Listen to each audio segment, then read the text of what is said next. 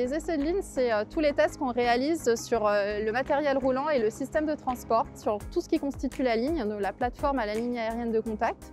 Et donc ils font intervenir un grand nombre d'experts qui interviennent chacun sur leur périmètre. Île-de-France Mobilité, maître d'ouvrage du projet, doit s'assurer que l'ensemble des tests requis sont bien réalisés.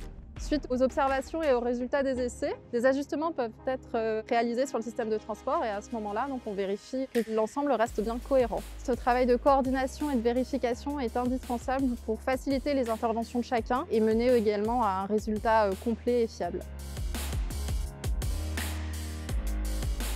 Lors des essais, les équipes s'intéressent particulièrement à la réaction du matériel roulant avec la voie ferrée, à l'électrification entre le pantographe situé sur le toit des rames et la ligne aérienne de contact, au système de traction et de freinage des rames, à la cohésion entre les rames et les stations, donc au niveau des quais, et également aussi au niveau des carrefours, au bon fonctionnement de la signalisation lumineuse tricolore.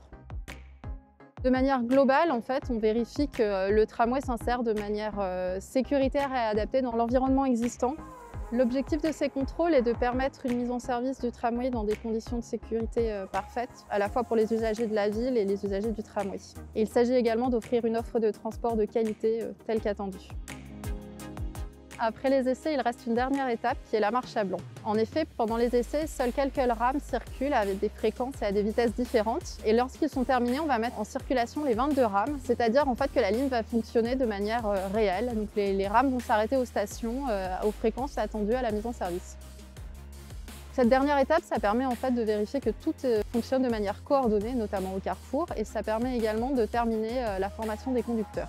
Et c'est uniquement à la fin de cette étape que les services de l'État délivreront l'arrêté permettant la mise en service du tram neuf.